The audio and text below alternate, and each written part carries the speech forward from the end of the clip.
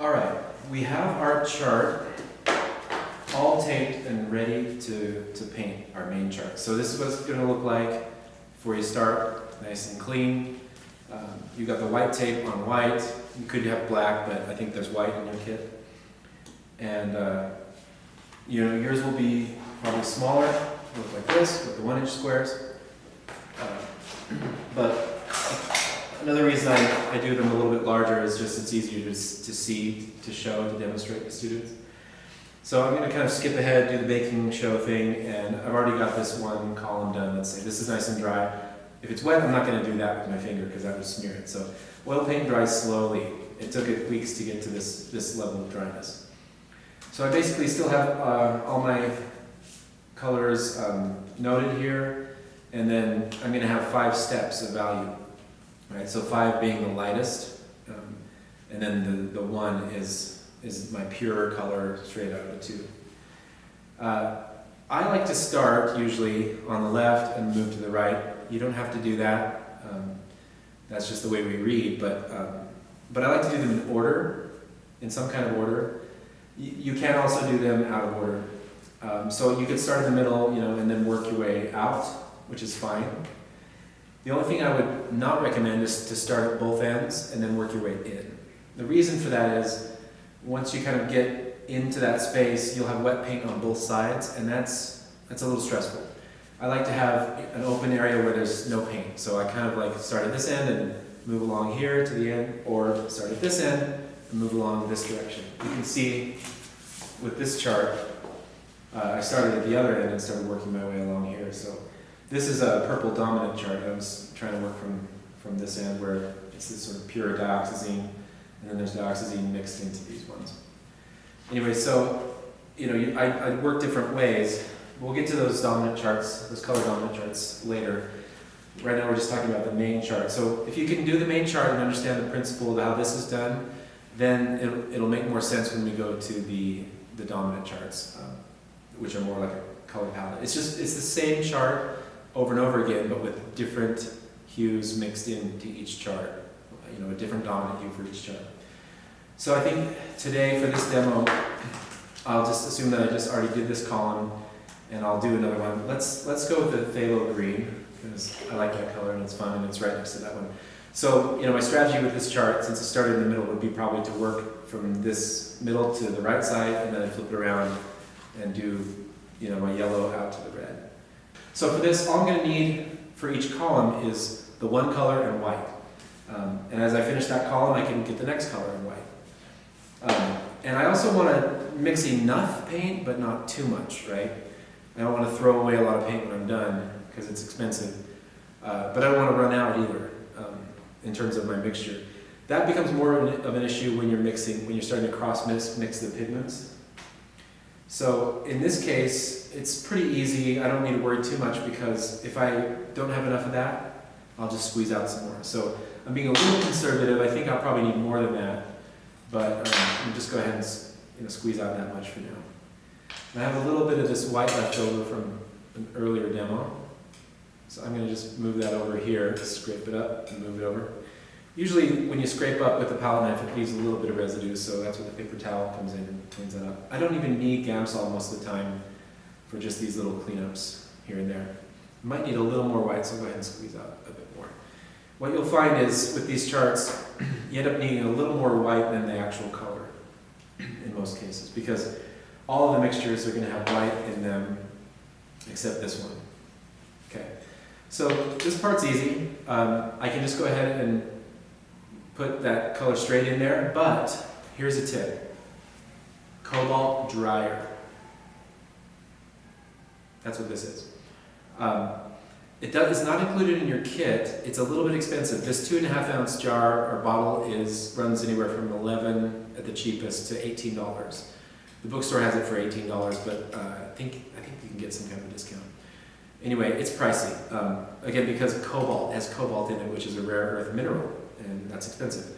So with your class fee, one of the things that we do is I purchase a few bottles of this, and then I rebottle it in these essential oil bottles. This is a 10 milliliter or 1/3 of an ounce. So that's all you're going to need probably. It just takes a few drops. I mean, you'll need this. You probably won't even use the whole thing this whole semester. It doesn't take very much, just a few drops in each mixture. So I bottled this. I'm going to give you each one of these. I've sent one with the materials to Joseph, and I'm going to have these in a little box outside my office on campus. So those of you who are in Provo can just stop by and pick one up at your convenience when you're here. My office is F543 HVAC.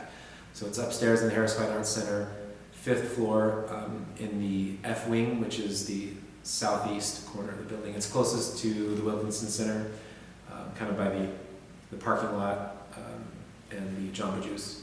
So that end of the building, that corner of the building, just go upstairs to the 5th floor, F543. I'm going to put them in a little box. They probably won't be there until at least Tuesday or Wednesday. So anyway, you can each have one. And like I said, I think 10 milliliters will be enough. In the past, I've done 5 milliliter bottles, and a lot of students had to have it refilled, but only once. So I think if you're using it the right amount, this should be enough. This is like an essential oils bottle, and so it has this little dropper in it. But I'm just gonna put, 1 or 2 drops. I just did 2 drops onto the phthalo. I don't need to put it on the white because that already has alkyd in it, which will speed the drying. But this phthalo green needs a little help. And that may be enough paint, I don't know. Depends on how thick I lay it onto these patches. So I'm going to blend that cobalt dryer in. It is a little bit purpley, it has kind of a color to it, but you're using so little it hardly affects the color. You won't even notice it. Except maybe if you put it into pure white, it might be a little bit noticeable, but you don't need to. It's always already got a drying agent in it. Actually, my white doesn't. My white is this flake white replacement, so I don't have the fast dry. That's okay. I'll just let this dry on the wall. So I blend that in, and isn't that a beautiful color? That's my spatula. That's good for blending, and I can clean that off. And then, well, I could gather it together into a little pile like this. It's like frosting, right? Okay. Frosting but not edible. And I'm just going to pick up a little pea-sized goop of it. Don't put this on your toothbrush. And I put it in the middle of the square and kind of spread it out. And I got to kind of push it into the corners without going too far over into the next square. Right? That's what that little gutter is for, that little 1/4-inch tape. That's to give you some room. Now, mine's easier because it's a little bit bigger, this 1.25 inches. So once it's spread out, I kind of like to have it on a flat surface. And you can take this to your masonite board if you've got a masonite board. Actually, you're going to get those from me. I'm cutting them on Monday, and I'll hand those out, or I'll leave them outside my office for you to pick up. Okay, so it's good to go. I'm going to be a little bit perfectionist and just kind of drag over it just to smooth it a little bit. And that's fine. It's got a little texture there, but that's fine. So that's the pure color straight out of the tube. And the next one I want to do, now I mentioned don't work from the ends with your columns, but when I'm doing a column, just one column, I do work from the ends because I want to kind of establish the extremes first. But the fact that I have some space over here allows me to to work there with my hand, not in danger of smearing anything. So this bottom square is going to be mostly white, so I start with a bunch of white, and I'm just going to add a tiny bit of the color and see what happens when I mix it into that white. I want to mix it in pretty well. And the question I have is it too dark? Well, it should be barely darker than that white, but I should still be able to see the color there. So if I can't see the color, I haven't put enough in. But if it's a lot darker than the white, then I've put too much in. I think I got pretty close on the first try, actually. I can hover over the white here and say, how close am I to the white background? Oops, smear a little bit there. I could add a little bit more white, but I think that's good enough. You can see the color and at its sort of lightest expression. I didn't mix very much though, so hopefully I have enough to cover that square. I think I will. Because like I said, I usually have excess. I just try to keep my palette knife clean. So you see I keep that paper towel in my left hand and then clean that off when I'm done using it. I'm just going to use the whole gob because I didn't mix very much. You can see me. Alright, I'm going to practice what I preach and take this to a board because I know that it'll be easier if I have a nice rigid surface where this chart isn't moving around too much. I can probably just take the corners. As long as it stays in place, we're good. Work out any bumps here. Don't need to waste too much tape. This artist tape is really the superior product. I'll never use regular masking tape again. It's more expensive, but it's both stickier and easier to remove than regular masking tape, which is weird. You think if it was easier to remove, it wouldn't be as strong, it wouldn't stick as well, but it sticks better, it's stronger, and when you want to remove it, it's easier to remove. Go figure. Somebody did some science and figured out how to make a better tape.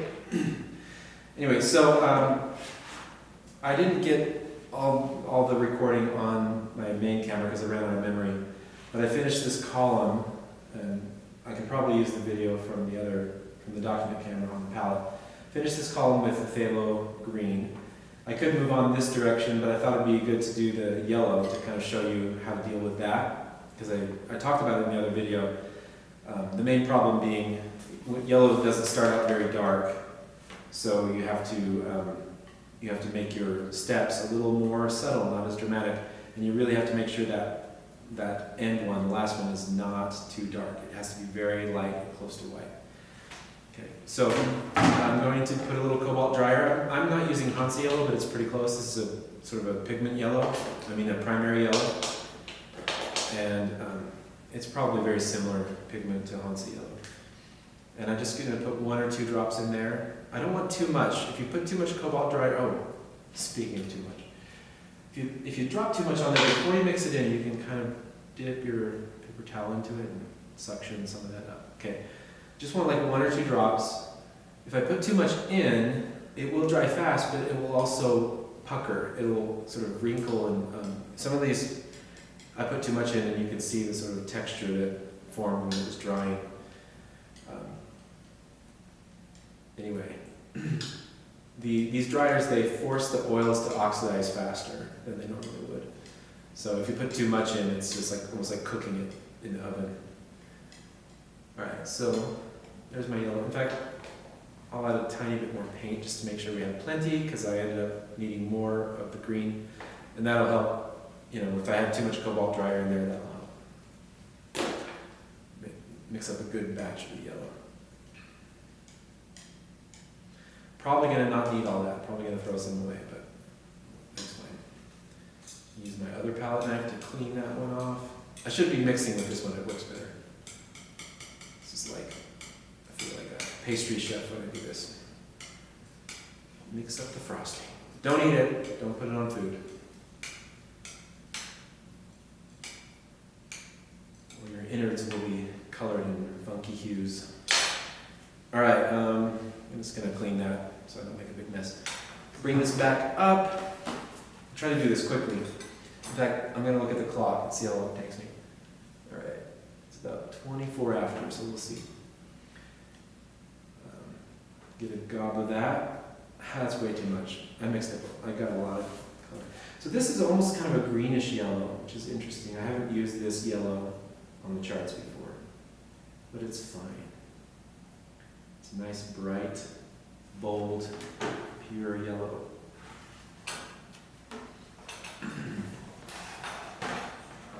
Pull that back a little bit. It falls out of the camera because I keep moving into my lap. This is kind of easier to do in your lap when you have it on a board. But I'm going to just try to keep it up here. You know what, let me move this further back. Then I can put the chart further up here.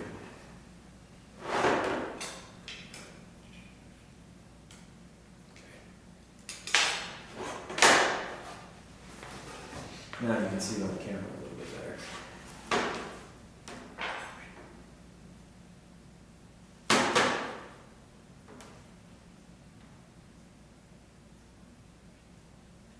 And since there's not color on that side, I kind of have a free space to pull it into. There we go. I don't want to push too hard because I'll start scraping the back of it. It has to be thick enough that I don't see through it, but not so thick that it takes eternity to dry. And I'm going to end up with plenty left over, too much probably. Okay, so the next one I need to mix is the end here, and this is going to be almost all white.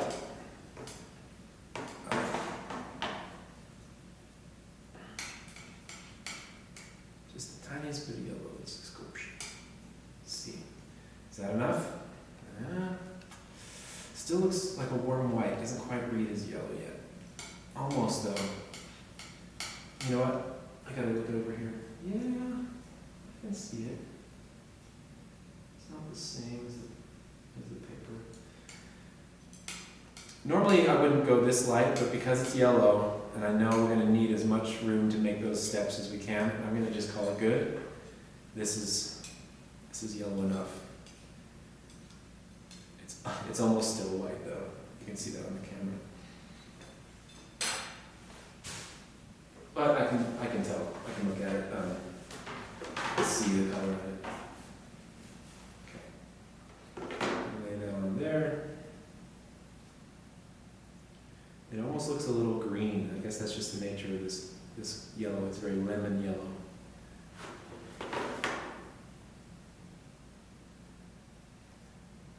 I guess that's appropriate since it's right next to the sap green.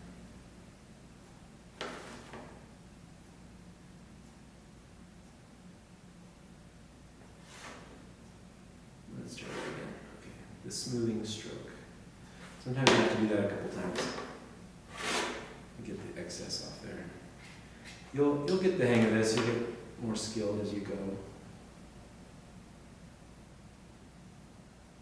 Okay, that's pretty smooth. That'll do. All right, so now I have the ends. And I'm just going to find the middle one, middle value. I will need more white. Let's squeeze out more white. You know what? I bet it's a little bit green looking because I probably had a smidge of the phthalo green still in there. So be careful. It was probably in my white. It was probably like a little remnant. I probably should have started with clean white, especially for that one. In these other mixtures, it wouldn't matter quite so much, but if there was any tiny bit of white in there, or sorry, any tiny bit of green in there, it's going to move the hue a little toward the green. So that's probably why it looks so green. It's not so much the yellow being too green. I should have known better. Okay, need a little more yellow. Now this is an important one. I really don't want to mess this up because again I have so little room for error on the yellow. I've really got to make sure it's an exactly midway value between those two. So let me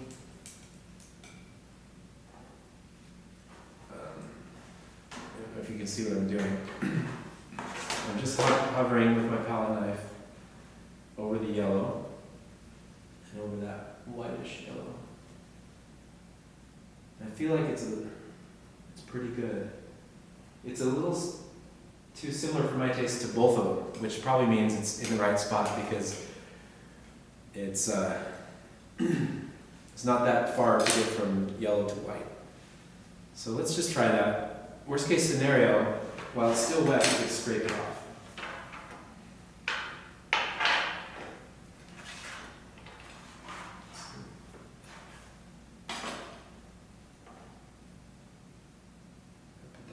See it on the camera.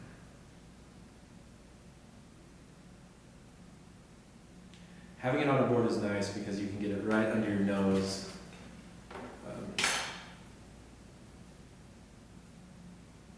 And you probably won't have a palette as big as this anyway, so definitely want to have it on a board, take it on, secure it.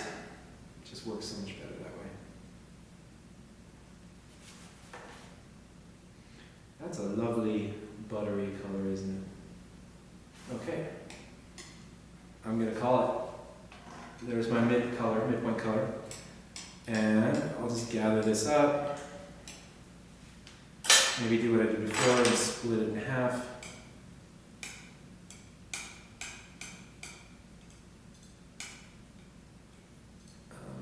Add white to this one.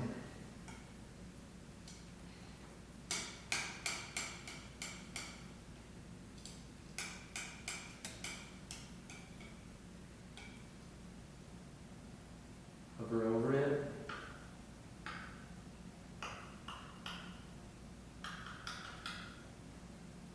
I think it needs to go a little more white. A little more white. Call me crazy. One thing that's good about using the excess of that middle value is I don't swing it doesn't swing as far to the yellow. If I add straight yellow, then sometimes it's too much. So I think this is going to be good. Yeah, that'll be good. Okay, I had a feeling. You gotta go with those feelings. Be confident, don't doubt yourself. Just aim for it, and when it feels right, it's probably right, okay? Trust your instincts. You probably know more about color intuitively than you realize. You kind of know when something is too light or too dark, probably. You kind of know when it needs to go one way or the other. So these are just value changes, within that color, within that hue. We're just changing the value, we're making it lighter. That's all we're doing. We're not even adding black, we're not even doing tones here, we're just doing tints. We're just doing them in little steps. Why do we have to do 5 steps?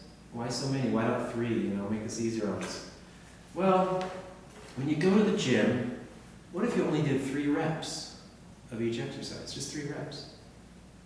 Would that be a productive workout? Wouldn't it be better to do 5 or 10 reps of each exercise? That's one thing. It's just the repetition, right? The work that you put in has a benefit by itself. But also, when you're painting from life, or from a memory, or from a photo, or from imagination, when you're just painting something, you've got to make very refined steps of value to create the illusion of form, to turn that form.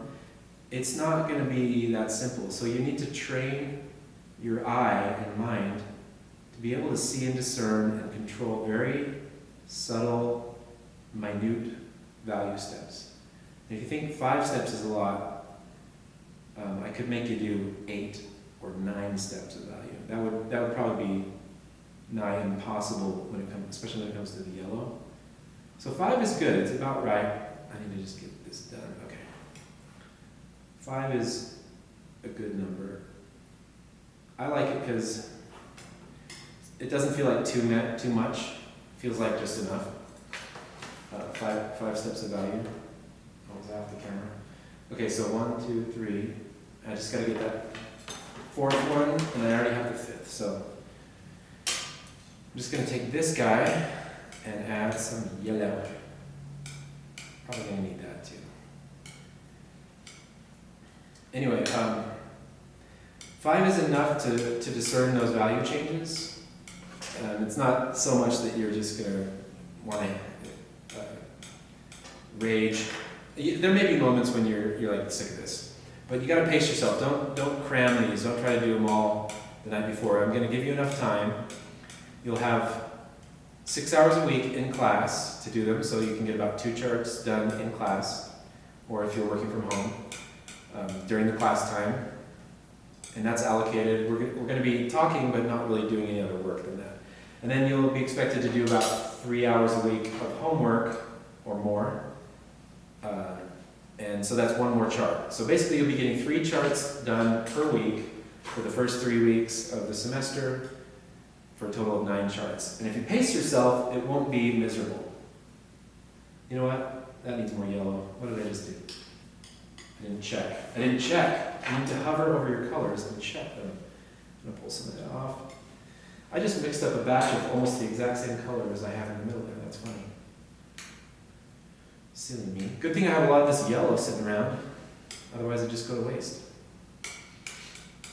Anyway, so pace yourself. Don't leave these till the the very end, the due date. I don't want them while they're wet anyway, so you will need to give yourself enough time for them to dry. So if you stay on the schedule, I'm going to have that on Learning Suite. I'll remind you what you should be working on that week.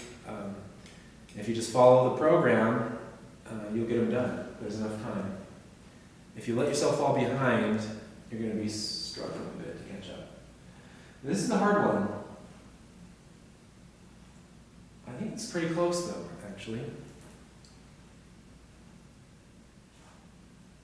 It's pretty close. It's not a big difference. It's pretty subtle. And I think I barely have enough to cover that square, but let's do it. Let me clean off the palette knives. That paper towel in my left hand is just always ready to clean. And yeah, I go through a number of paper towels, but they're cheap and relatively minimal trash you're creating. Paper towels cost about $1 a roll if you get the good ones. You can get them for a little less than that if you get the cheapies. I don't really care. Get the ones you like. Just make sure you have a roll of paper towels. It's not in the kit. That's something I forgot to mention. The paper towels, there are some here, but they're for hand washing. So let's not use them for paint. Everybody just get your own roll of paper towels and bring it in your kit. And we'll all be better off. One of the cheapest things you can use. But they're very handy and very helpful. Oh, sorry, that's not on the camera here. Let me show what I'm doing. I'm just spreading that out and smoothing it.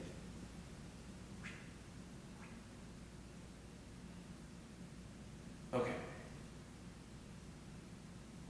Should be good.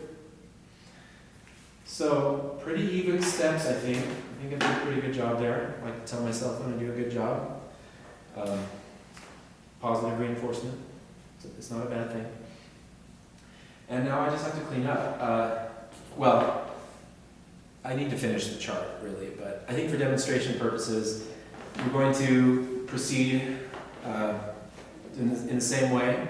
You could, if you started in the middle here, you could work out that end and then this end, or I could just alternate, do one on either end. But what I would say is don't jump to the quinacridone and then try to do these. Just always work toward an open field, right? Remember, this is wet, and so you have to be pretty careful and alert while you're doing your next columns, because you could really screw up the work that you've already done and you have to redo those mixtures. And that'll be even truer when we do the dominant color charts, because you're going to be cross-mixing colors, and if you have that exactly right, you don't want to have to redo the whole thing. So that's about the size of it. If there's any questions, talk to me in class or post them on Learning Suite. And it's time to clean up. Well, I have a little more time and some more memory on my memory card, so I think I'm going to demonstrate another column. We did the phthalo, the sap green was already done. We did the yellow, not Hansa, but that's what you'll be doing, very similar. I'll go ahead and do the azo orange now, and we'll proceed from there. So I didn't have the top-down document camera recording when I did the yellow. So unfortunately you didn't get to see that, but if you watch the orange one here, then we can show both angles. Okay, so I have some white out there already. I'm going to leave that, and I'll probably add to it if I need more. But I'll just squeeze out some of my orange. And every time I do a new color, a new column, I want to remember to add something to that color. What is it? Cobalt dryer. Just a drop or two is all you need. But if you remember it, then you won't be sitting there waiting for these to dry. They'll dry faster. So probably the best thing to do is not drop it right onto the color like I did last time, but nearby. I can drop a couple drops nearby. And if I get too much, then I won't be on the color. So there's 2 drops. Okay. And then screw the top back on. This stuff is really kind of a noxious odor, you'll notice. So make sure you're well ventilated and only take the top off when you need it, put it right back on. And keep it away from children. it's got heavy metals in it. You can listen to some heavy metal music while you're doing it, probably. It sounds appropriate. Okay, I'm just going to blend that into the orange. Isn't that beautiful? Beautiful. And once it's thoroughly blent in, I can apply it to that top square.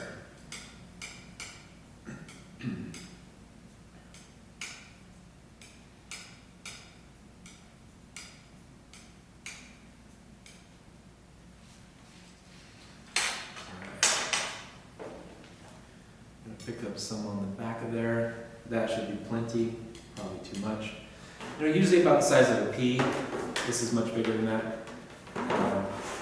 You know, that's all you need, typically,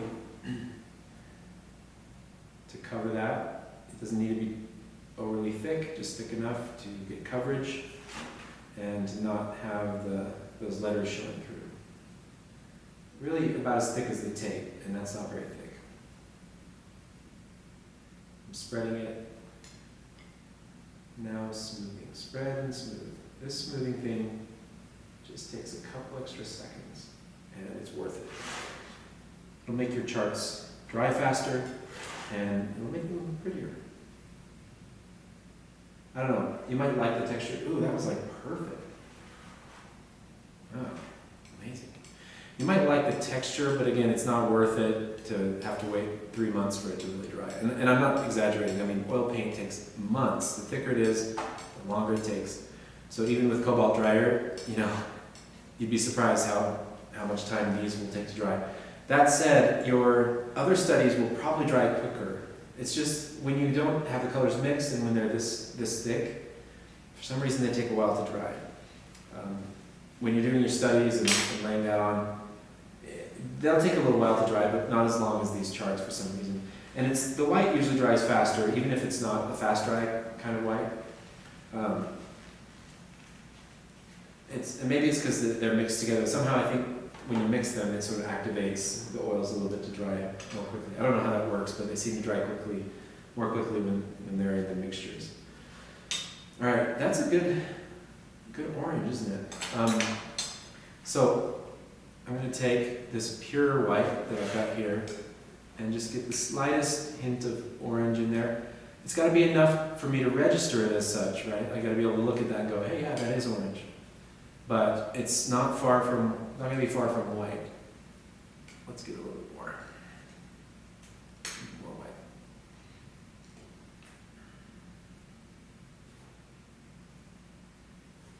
That's pretty. I think I need to squeeze out more white, like I said I would. Put it in the back there.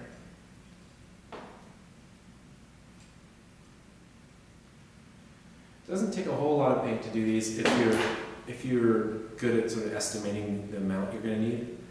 Most of us either undershoot it or overshoot it. Like I said, it's probably better that you overshoot it a little bit, but not so much that you're just throwing paint in the garbage. And you will end up throwing a little paint in the garbage. And you can be like Marie Kondo, and you can say thank you to the thing you're about to throw away and acknowledge its service to you, and then throw it away. But don't be too quick to throw it away until you're done with that column. You notice I don't really clean up until I'm done with the column. And then I clean up, I make space for the next column. And I really do want to clean up because I don't want those colors to contaminate each other, especially not at this stage. My goal is to keep a lot of purity there. Yeah, it still seems a little too colorful. I'm going to cut that pile in half and then just add a chunk of white to it. There we go. Let's push it really close to white. That orange is really strong, and I probably put too much in to start with. That's better, just the slightest. Yeah, that's enough. In fact, let's go further. More white, more white. Okay. This stuff is pretty pasty and ropey. It's kind of like stringy. Okay, that's probably where I want to be for that. Plenty good. Jolly good.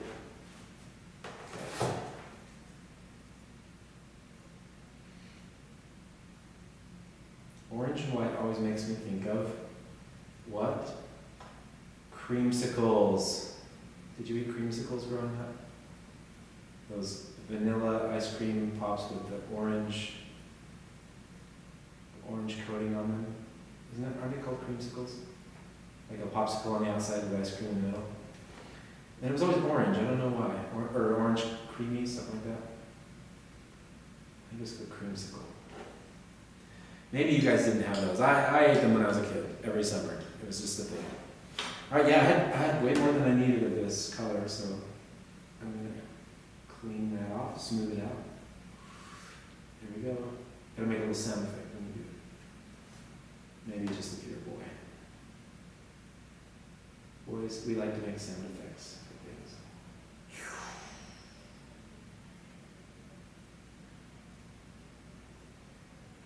I don't know why that is. We like to imagine sound. I can pull it this way. Yeah, that's better. Sometimes if you pull it two different directions, it's better that way. And I kind of sometimes will clean that up because when I get to that next column, I don't want to have a lot of excess paint there. Okay, we have plenty. Clean those palette knives. Actually, I don't need to clean that one. I'm going to mix up the midway color next. So let me grab this. Just mix it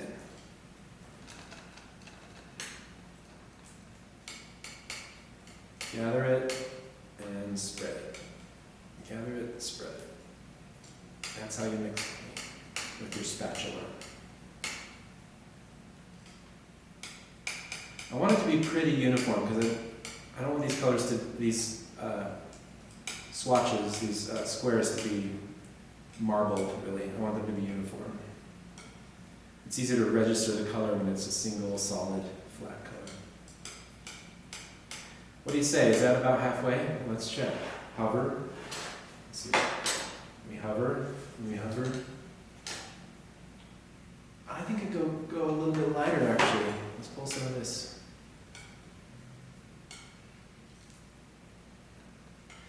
Like I said, when in doubt, go a little bit lighter. I just think that a lot of us have a tendency to put more color into those mixtures, which is great. It's just that it lowers the value, and what we're trying to do is honest, value steps, like equal value steps. Now that's plenty of paint. I'm going to go with it. Yeah, we're right about midway. Well, did I get too light? Got pretty light. That's okay. If it's terrible, I can scrape it off and do it again. I haven't had to do that yet tonight.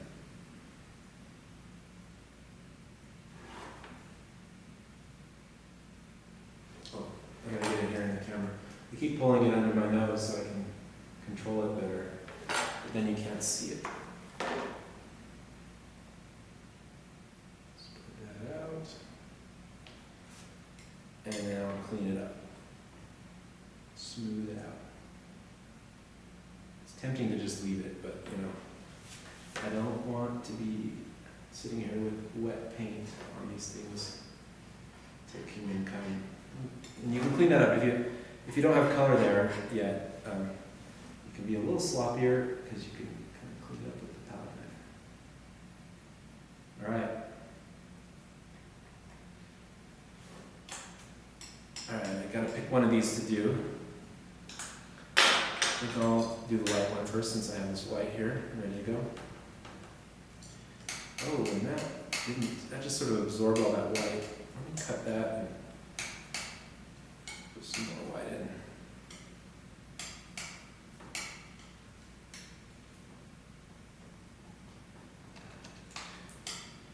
A lot of times if it's really far off, it's best to take half of the paint that you're mixing, cut it in half, and then add more of whatever it is you need to add, because again, the volume, you don't want to have to put a whole bunch in there and then up with a giant pile. So if you're a long ways off, cut the pile in half and add more whatever.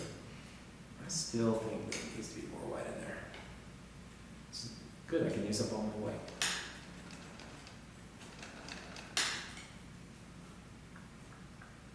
That's probably about right. Good enough. But I do want to clean this off, or that'll affect the mixture. I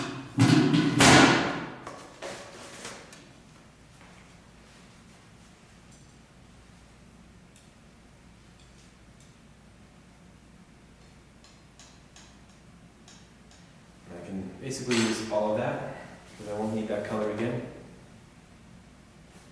Oops, let me do that over here.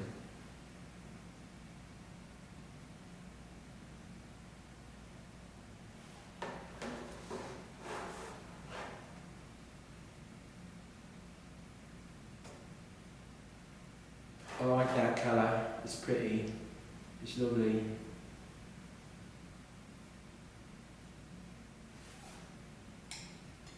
Okay. Gather up some of the excess.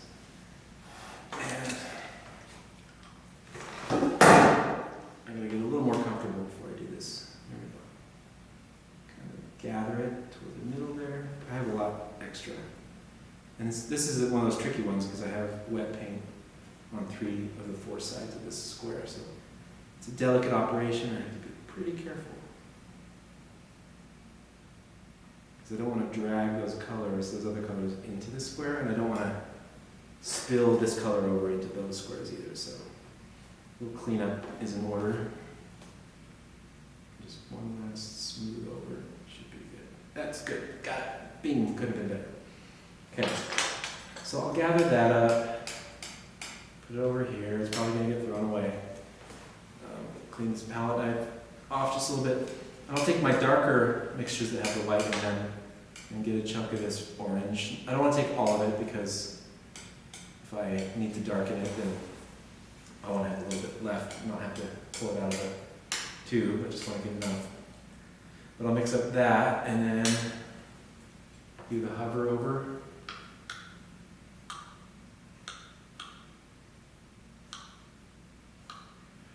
Definitely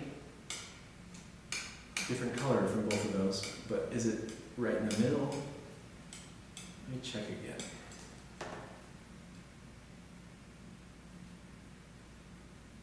I feel like it is. I feel like it's good enough.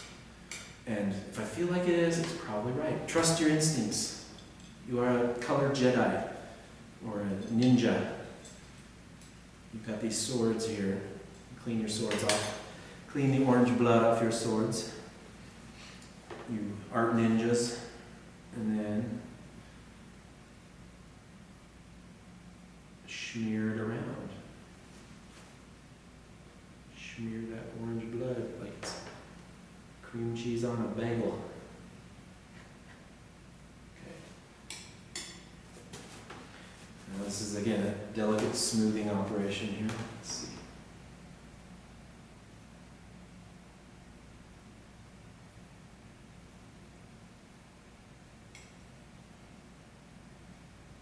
That's it.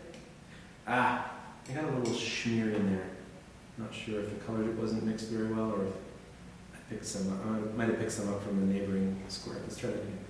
Just need to patch that a little bit. That's the perfectionist in me, sorry. Oh, look, I hold a little bit of that too. That'll work, that's good enough. Okay. So, here we have it. I'll do this side up.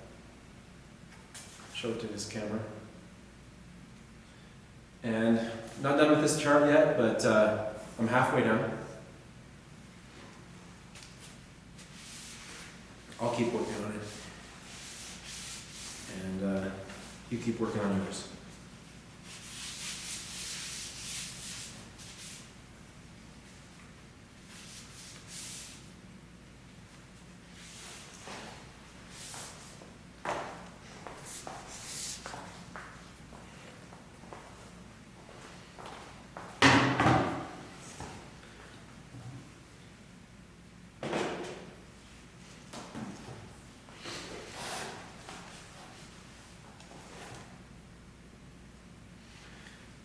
Alright, when it's time to clean up, I try to get most of my paint off first with the paper towel before I use any solvents. So that means gathering up any paint that you're not going to need. And I feel like it feels a little wasteful, could be more wasteful, but I just don't see saving this paint. It's not enough of it there to worry about. I'm running out of paper towels though. Time to get a new roll. I just gather up as much as I can of that with the paper towel and the palette knife, and that's going to be most of it. So I don't need a lot of solvent actually at this point. And I've got some Gamsol here. I'll just dip into that, and just a little bit will go a long way cleaning up my palette and palette knives. When you're cleaning brushes, that's going to take a little bit longer. I wouldn't use solvent so much on my hands unless I have a big gob. I might, just polish that off, but I'll immediately wash my hands. I don't want that Gamsol sitting on my skin for very long.